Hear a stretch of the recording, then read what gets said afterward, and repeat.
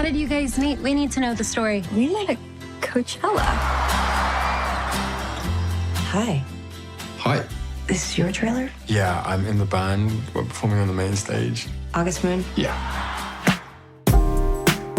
I do not like to refer to this as a rom-com because I didn't feel it as a comedy. I cried a lot. But I do think that it was the movie that was missing, that talks about an older woman and the difficult in finding love. So I do feel it was missing. So why did you decide that this was the moment that the story had to be told?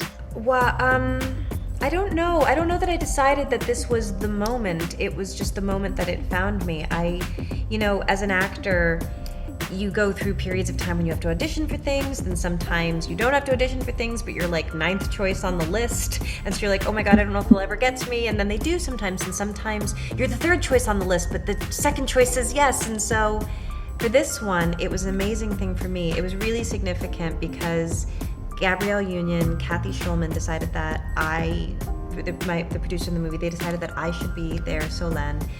They asked me to come on board as a producer, so I was able to be involved from the very beginning, and it meant so much to me because I've been acting for the majority of my life now, and I don't really have too many examples like that where that's worked out. So I was the right age for the character. I'm really lucky. My very first film was a film called The Princess Diaries, and I got to learn from Gary Marshall, who's a master in this space. And I've gotten to work with Nancy Meyers, and I've gotten to work with David Frankel, and I've gotten to work with so many directors. So that way I was able to know how excellent a director we had in Michael Showalter. And I just feel like culturally, we're ready to say these things. We're ready to have these conversations. We're ready not to dismiss it at a turn or assume we know everything. And I think we're just ready to discover what's out there from a place of value rather than a place of diminishment. Solène, we need you up front. Okay. Like, now. I don't know if you remember me, but we met in Coachella. Yes, I remember you. Well, I desperately need some artwork. Why don't we start in the back? What would you have thought of Celine 25 years ago, and what do you think of her now? Do you see yourself in her? I would have thought she was the raddest.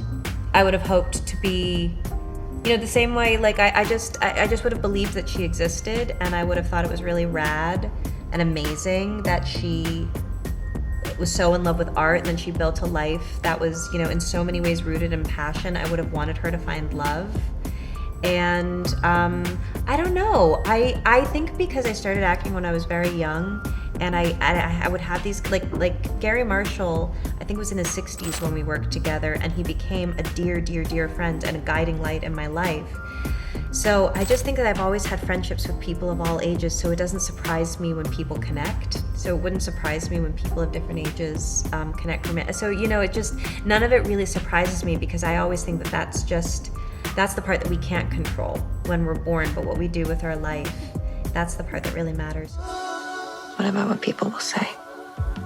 I don't care what they say.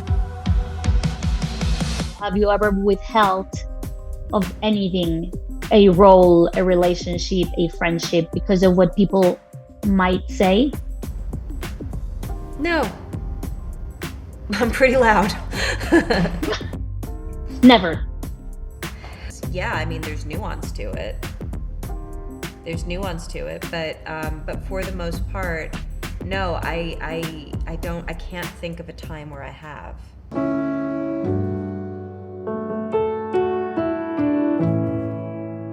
What is that song? It's nothing, really. I like it. Yeah? Yeah. I'm too old for you. I don't know.